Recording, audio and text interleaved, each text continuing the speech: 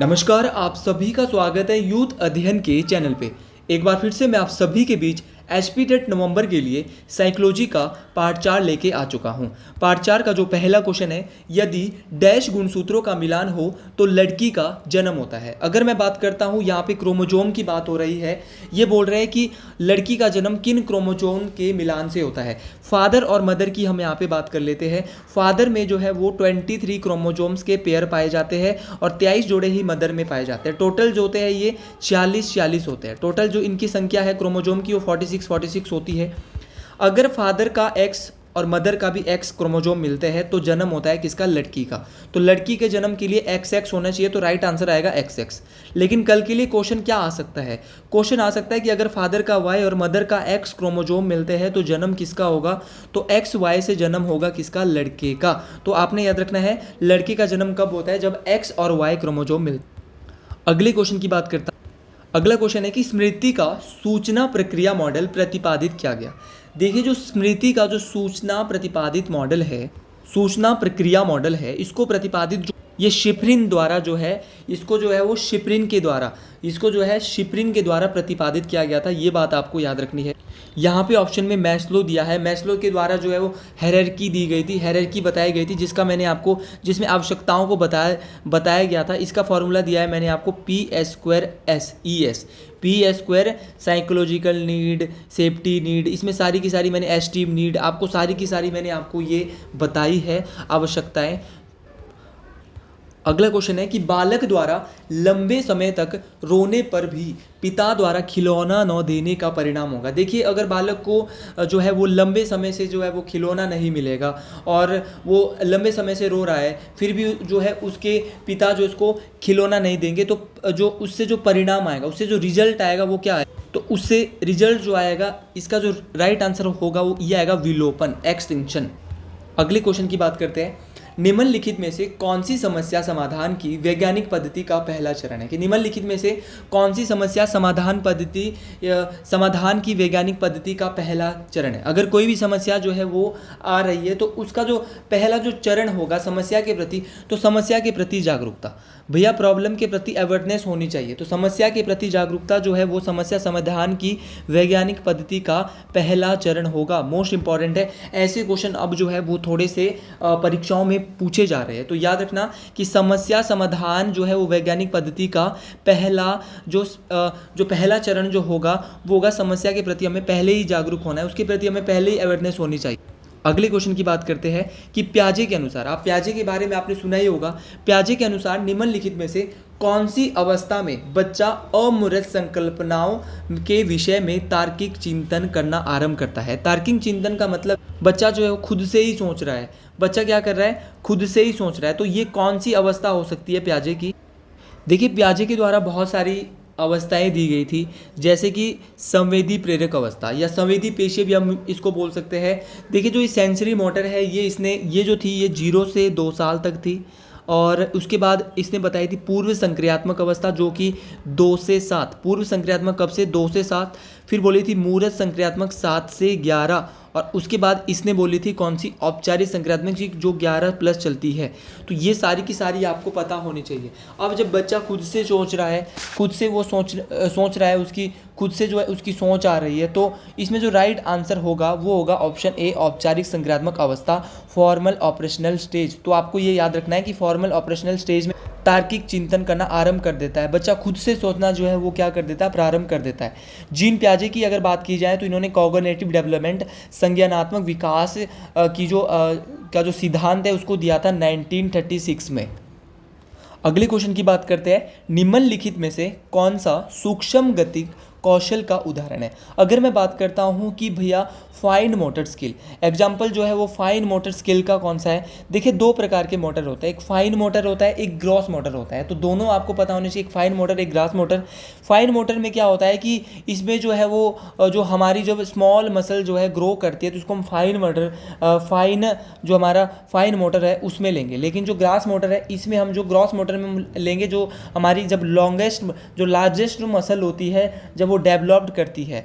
तो देखिए यहाँ पे बोल रहा है सूक्ष्म गति, फाइन मोटर स्किल। तो ये हमारी जो इसमें जो राइट आंसर आ जाएगा वो आ जाएगा लिखना। लिखना जो है वो क्या हो जाएगा, राइट आंसर। तो निम्नलिखित में से कौन सा सूक्ष्म गति कौशल, तो सूक्ष्म गति कौशल का जो उदाहरण यहाँ पे राइट आंसर आ जाएगा, जब बच्चे का शारीरिक विकास होता है तो यहाँ पे इसका राइट आंसर आ जाएगा। तो इसका राइट आंसर जो था वो क्या आ जाएगा, लिखना। इसके बाद मैं आगे बात करता हूँ, विद्यार्थियों को गृह कार्य यह देखने के लिए दिया जाता है। विद्यार्थी को जब जो है वो गृह कार्य दिया जाता है तो वो क्या देखने के लिए दिया जाता है, तो लेखन कौशल के विकास के लिए नहीं दिया जाएगा। विद्यार्थी घर पर अध्ययन करे, बिल्कुल नहीं। ऐसा हो सकता है लेकिन भैया इसके लिए नहीं दिया जाएगा। विद्यार्थियों ने पाठ कितना समझा है और विद्यार्थियों के विकास तो भैया होगा ही होगा, लेकिन सबसे इंपॉर्टेंट जो यहाँ पे रहेगी, अगर आप टीचर हो तो इसका राइट आंसर आ जाएगा कि विद्यार्थियों ने जो उनको जो गृह कार्य दिया है वो इसलिए दिया है कि उन्होंने जो स्कूल में जो है वो जो पाठ को जो पढ़ाया है टीचर ने उसको कितना समझा है। तो इसका राइट आंसर यही आ जाएगा कि विद्यार्थियों ने लेसन को कितना अंडरस्टैंड किया है, कितना समझा है। अगले क्वेश्चन की बात करते हैं। मोरांस बच्चों की बुद्धि लब्धि होती है। जो मोरांस जो स्टूडेंट्स होते हैं उनकी जो आईक्यू होता है वो कितना होता है, तो जो ये मोरांस बच्चे हैं ये वीक होते हैं, तो इनका जो आईक्यू होता है वो 50 से 75 के बीच में होता है। आईक्यू का एक फॉर्मूला भी है जो कि बार बार परीक्षाओं में आता है, आपको परेशान करता है। मेंटल एज बटे क्रोनोलॉजिकल एज गुना में 100। आपने ये दोनों बातें याद रखी, मेंटल एज बटे में क्रोनोलॉजिकल एज गुना में क्रोनोलॉजिकल एज गुना में 100। इसके बाद बात करते हैं कि कौन सा अधिगम गामक अंगों के द्वारा होता है। देखिए जो अधिगम है ये गामक अंगों के द्वारा जो होता है वो होता है, इसका जो राइट आंसर आ जाएगा संवेदी पेशीय अधिगम। जो संवेदी पेशीय जो अधिगम होता है ये गामक अंगों के द्वारा होता है। और इससे पहले मैंने आपको बोला है कि ये सारी की सारी अवस्थाएं जो है वो किसके द्वारा दी गई थी, तो ये सारी की सारी जो है वो प्याजे के द्वारा इनको बताया गया था। तो जो गामक अंगों का जो अधिगम हो रहा है वो संवेदी पेशीय अधिगम के द्वारा होगा, सेंसरी मोटर लर्निंग के द्वारा।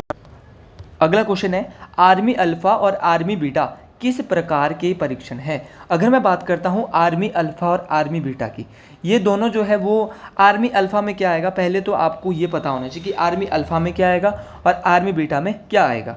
तो आर्मी अल्फ़ा में क्या होगा कि बच्चे की जो है वो राइटिंग प्रैक्टिस होती है, और आर्मी बीटा में जो है वो बच्चा जो है नॉन वर्बली टेस्ट देता है। इसमें जो है वो बच्चा को जो है वो पिक्चर्स दी जाती है, क्या दी जाती है इसमें। तो ये दोनों के दोनों जो है इंटेलिजेंस टेस्ट है, बुद्धि परीक्षण के टेस्ट है। तो आपने याद रखना है कि आर्मी अल्फ़ा में बच्चे की राइटिंग प्रैक्टिस होती है, लेकिन आर्मी बीटा में बच्चा जो है नॉन वर्बली टेस्ट को करता है, और इसमें जो है बच्चे की पिक्चर्स दी जाती है, उसको जो है चित्र दिखाए जाते हैं। अगले क्वेश्चन की बात करते हैं। अगला क्वेश्चन है कि मनोवैज्ञानिक प्रयोग का प्रमुख उद्देश्य होता है। सबसे पहले तो आपको पता होना चाहिए कि मनोवैज्ञानिक शब्द किस भाषा से आया। तो ये साइकोलॉजी जो शब्द है वो जो है वो 2 भाषाओं से मिलकर बना है, साइके प्लस लोगोस। साइके का जो अर्थ है वो है आत्मा और लोगोस का अर्थ है अध्ययन। तो ये दोनों बातें ये भी आपको याद होनी चाहिए। आत्मा का अध्ययन कहते हैं साइकोलॉजी को। ये ग्रीक भाषा से आया है साइकोलॉजी शब्द, और साइकोलॉजी शब्द का जो सबसे पहले उपयोग किया गया था ये रुडोल्फ गोल्काई के द्वारा किया गया था। बहुत इंपॉर्टेंट है, ये सारी की सारी बातें परीक्षाओं में बार बार आती है। तो मनोवैज्ञानिक जो प्रयोग होता है, जो साइकोलॉजिकल जो एक्सपेरिमेंट होता है, इसका जो प्रमुख उद्देश्य होता है ये होता है प्रभाव संबंध कारण का पता चलता है। याद रखना कि जो प्रभाव संबंध जो मनोवैज्ञानिक जो प्रयोग होता है इसका प्रमुख उद्देश्य होता है प्रभाव संबंध कारण का, इसमें क्या चलता है, पता चलता है।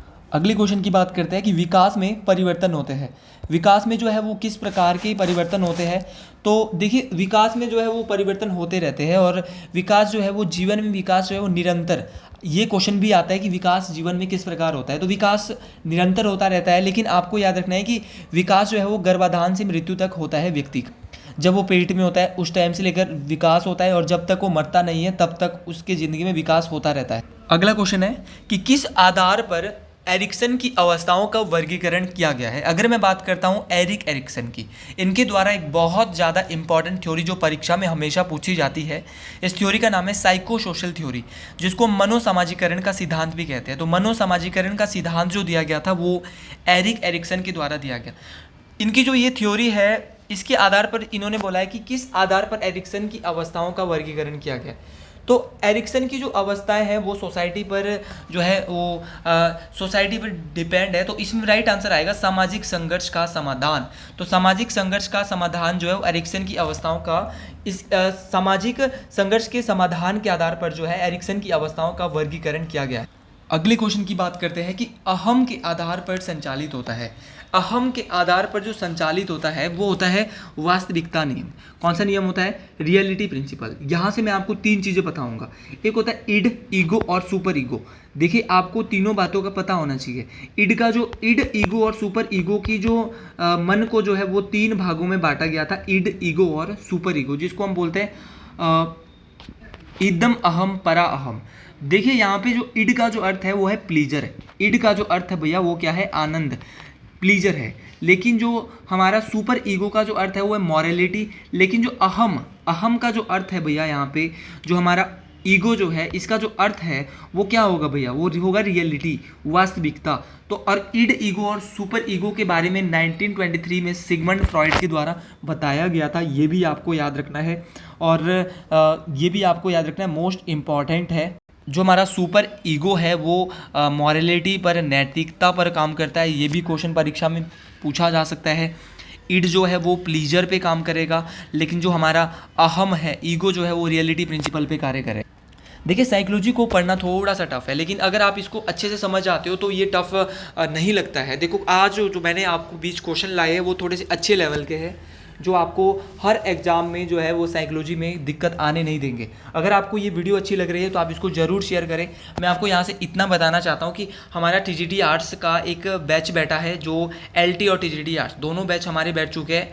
अगर आप इन बैच को अवेल करना चाहते हैं, आप इन बैच को लेना चाहते हैं, इसकी जो फीस है वो मात्र 499 रुपये है भैया। इसमें आपको 3 टीचर जो है वो इंग्लिश वाले टीचर है, साइकोलॉजी वाले टीचर है और जीके मैं आपको इसमें खुद पढ़ाता हूँ। तो आपको 3 टीचर है। रिकॉर्डेड क्लास है, अगर आप लाइव नहीं देख पा रहे हो तो आप बाद में भी देख सकते हैं। जीके के आपको हैंड रिटन नोट्स मिल रहे हैं, साथ साथ में कुछ नोट्स आपको साइकोलॉजी के भी हैंड रिटन मिल रहे हैं। तो सारे के सारे नोट्स आपको जो है मैं यहाँ से प्रोवाइड भी करवा रहा हूँ। तो अगर आप भी इस बैच को लेना चाहते हैं तो आप मेरे इस नंबर पे ज़रूर कांटेक्ट करें 7876145409, जिसको भी ये साइकोलॉजी, जीके और भैया इसमें हम स्मार्ट स्टडी करवा रहे हैं। इसमें हम जो है स्मार्ट स्टडी करवा रहे हैं और प्लस रिकॉर्डेड क्लासेस आपके पास 6 महीने तक इसमें सेव रहने वाली है। पेपर के बाद भी आप इसको 3-4 महीने तक आराम से देख सकते हैं। तो अब तो पेपर के लिए 2 महीने बचे, तो जल्दी से जल्दी आप इस बैच को ले लें, खरीद लें। अभी भी समय है, 50 दिन में भी आप 50 से 60 दिन अभी एग्ज़ाम के लिए जो है वो 60 से 65 दिन बचा है, तो अभी भी आप इस एग्ज़ाम को क्रैक कर सकते हैं। अगला जो क्वेश्चन बोल रहा है कि नैतिक विकास की डैश अवस्था में समसामयिक सामाजिक मानकों के आधार पर नैतिकता का निर्धारण किया जाता है। ये बोल रहा है कि जो नैतिक विकास डैश अवस्था में जो समसामयिक सामाजिक मानकों के आधार पर जो है नैतिक विकास, जो इसकी जो नैतिकता है, उसकी जो मॉरलिटी है, उसका जो है वो निर्धारण किया जाता है। तो इसका जो राइट आंसर आ जाएगा वो क्या होगा? देखिए जो ये नैतिक विकास की जो थ्योरी है वो किसके द्वारा दी गई थी? तो नैतिक विकास की थ्योरी जो है वो कोलबर्ग के द्वारा दी गई। और इसमें इसने जो नैतिक विकास की जो इसने थ्योरी बताई थी, इसमें इसने 3 लेवल दिए। 3 लेवल थे। इसके जो लेवल थे ये थे कन्वेंशनल, प्री कन्वेंशनल और पोस्ट कन्वेंशनल।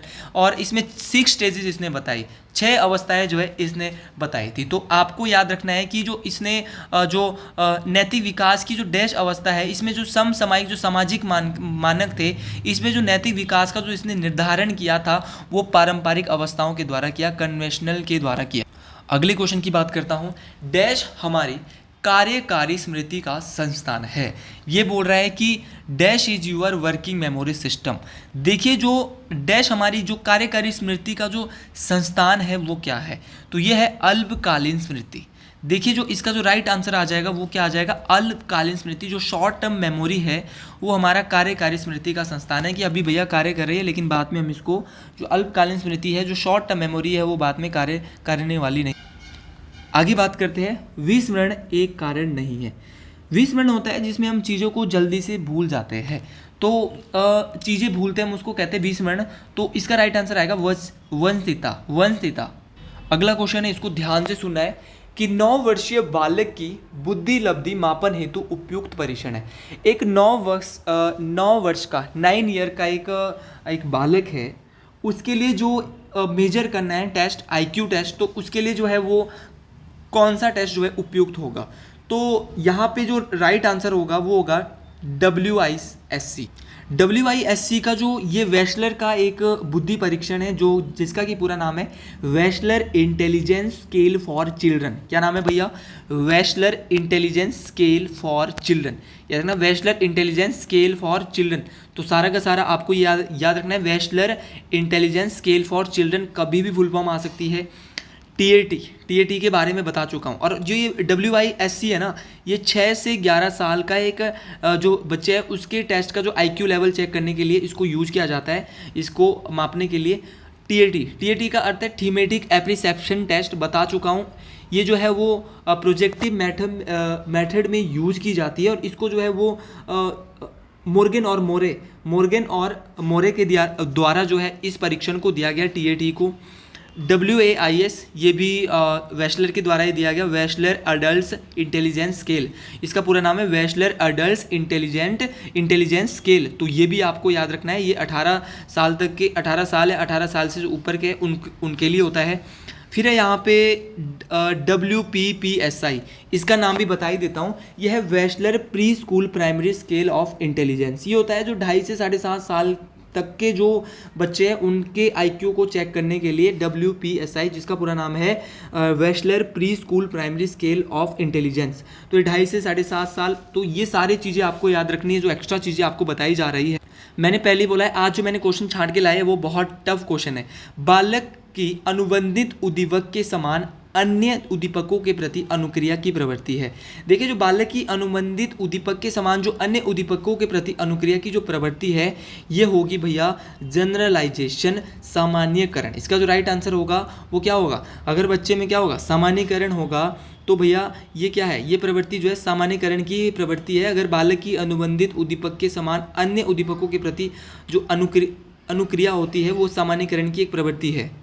अगले क्वेश्चन की बात करते हैं। डैश ने 7 आधारभूत मानसिक योग्यताएं बताई है जो बुद्धि में सम्मिलित है।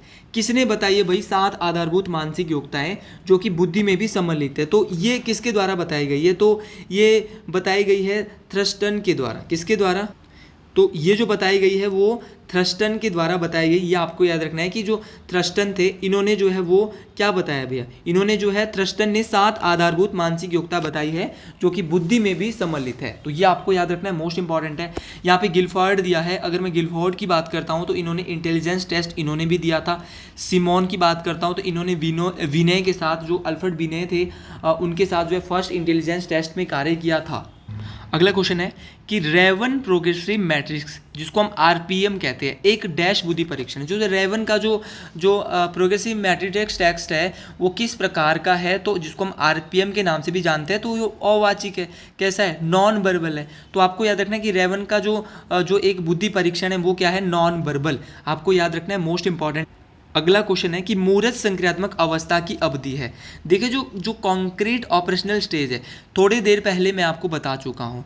ये जो है जो कॉन्क्रीट ऑपरेशनल जो स्टेज है भैया, ये प्याजे की 4 अवस्थाओं जो मैंने बताई थी, संवेदीय पेशीय 0 से 2, उसके बाद मैंने बोली थी प्री ऑपरेशनल 2 से 7, फिर मैंने बोला था कंक्रीट ऑपरेशनल मैंने बोला था 7 से 12, और भैया जो 12 से ऊपर है वो फॉर्मल ऑपरेशनल स्टेज। तो ये 12 से 19 तक है। तो आपको ये याद रखना है कि जो हमारी मूर्त संक्रियात्मक अवस्था है वो कहाँ से कहाँ तक आएगी? तो मूर्त संक्रियात्मक जो अवस्था है वो आएगी 7 से 12। लेकिन एक क्वेश्चन को हमने यहाँ पे स्किप किया था, क्वेश्चन नंबर 22। ये क्रिएटिविटी की बात करता है, सृजनात्मकता में मुख्य रूप से समाहित है। जो सृजनात्मकता होती है, आपको मैं यहाँ से बताना चाहता हूँ कि जो क्रिएटिविटी की अगर बात की जाए, देखिए व्यक्ति की जो थिंकिंग होती है वो एक तो होती कन्वर्जेंट, एक होती है डाइवर्जेंट। देखिए जो डाइवर्जेंट होते हैं वो एक क्वेश्चन के बहुत सारे आंसर दे देते हैं, लेकिन जो कन्वर्जेंट होते हैं वो उनके जो बहुत सारे क्वेश्चन होते हैं लेकिन वो आंसर सिर्फ जो है वो एक ही देते हैं। क्वेश्चन उनके माइंड में बहुत सारे होते हैं लेकिन वो आंसर उसका जो है एक ही। लेकिन डाइवर्जेंट जो उसको जो है बहुत सारे आंसर देते हैं वो।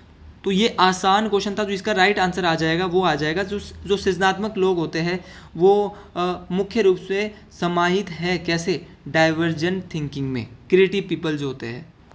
अगर आपको लगता है कि इसमें कुछ त्रुटि करने की आवश्यकता है तो आप ज़रूर कमेंट बॉक्स में ये भी बता सकते हैं।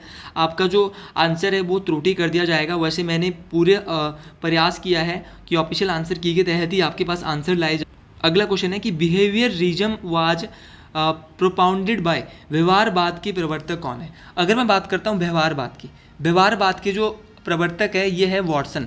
वॉटसन जो है वो व्यवहारवाद के प्रवर्तक है। सिगमंड फ्रॉयड के द्वारा मनोविश्लेषणवाद का सिद्धांत दिया गया, जिसको इसके बाद विनय के द्वारा फर्स्ट इंटेलिजेंस टेस्ट के लिए जाने जाते हैं। जीन पियाजे कॉग्निटिव डेवलपमेंट इनके द्वारा दिया गया, 4 अवस्थाओं में इन्होंने जो है बांटा है।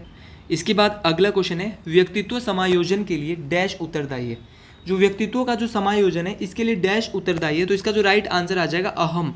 देखिए जो व्यक्तित्व का जो समायोजन होता है उसके लिए जो है अहम उत्तरदायी होता है, ये आपको याद रखना है, मोस्ट इंपॉर्टेंट है ये। और ये तीनों जो सिद्धांत है मन को 3 भागों में जो बांटा था, ये सिगमंड फ्रॉयड के द्वारा ही बांटा गया था 1923 में, एकदम अहम परा अहम भी हम इसको बोले। अगला क्वेश्चन है, विकास का क्रम डैश है। देखिए जो विकास का जो क्रम होता है वो जो है वो आपको यहाँ पे याद रखना है वो कैसा है। तो ये आपको याद रखना है कि जो विकास का जो क्रम है वो है भैया समीप, जो है यहाँ से समीप दूराभिमुख, याद रखना है, प्रॉक्सिमल डिस्टल। अगले क्वेश्चन की बात करते हैं तो जो राइट आंसर था वो था प्रॉक्सिमल डिस्टल, तो ये यहाँ पे इसका राइट आंसर हो जाए। अगले क्वेश्चन की बात करते हैं, चरों के बीच संबंध दर्शाने वाला कथन है। देखिए जो चरों के बीच जो अगर संबंध दर्शाने हैं तो इसके लिए जो राइट आंसर आ जाएगा वो क्या आ जाएगा, हाइपोथेसिस आ जाएगा, परिकल्पना। तो चरों के बीच अगर संबंध दर्शाना है तो परिकल्पना के द्वारा परिकल्पना जो है इसका क्या है, कथन है। आने वाली नई सूचना में सुधार ताकि वह पहले स्थापित मानसिक वर्गों में समाहित हो सके कहलाता है। देखिए आने वाली नई सूचना में सुधार ताकि जो वो है वो पिछले जो स्थापित मानसिक वर्गों में समाहित हो सके, तो ये कहलाता है ये कहलाता है आत्मसातकरण। क्या इसका जो राइट आंसर होगा वो होगा आत्मसातकरण। अगले क्वेश्चन की बात करते हैं, समाजीकरण की प्रक्रिया मुख्यतः डैश है। देखिए जो समाजीकरण की जो प्रक्रिया होती है वो कैसी होती है, तो समाजीकरण की जो प्रक्रिया होती है वो लर्न के द्वारा होती है, अधिगमित होती है। कैसी होती है भैया, अधिगमित होती है। तो आपको ये भी बात याद रखनी है कि जो समाजीकरण की जो प्रक्रिया होती है वो अधिगमित होती है। तो आज के लिए इतना ही। जय हिंद, जय हिमाचल प्रदेश, हर हर महादेव। और अगर वीडियो अच्छी लगी हो तो कमेंट बॉक्स में महादेव का नाम जरूर लिखे, हर हर महादेव करके, क्योंकि मैं चाहता हूं कि मेरा कमेंट या मेरा यूट्यूब जो है वो महादेव के नाम से भर जाए। देखिए दोस्तों ये कमेंट जाना बहुत ज़रूरी है हर हर महादेव का, तो हर हर महादेव का कमेंट जरूर आए आपका। बाकी मिलते हैं अगली वीडियो में साइकोलॉजी की। जय हिंद, जय हिमाचल प्रदेश, जय हो, जय माँ भगयाणी।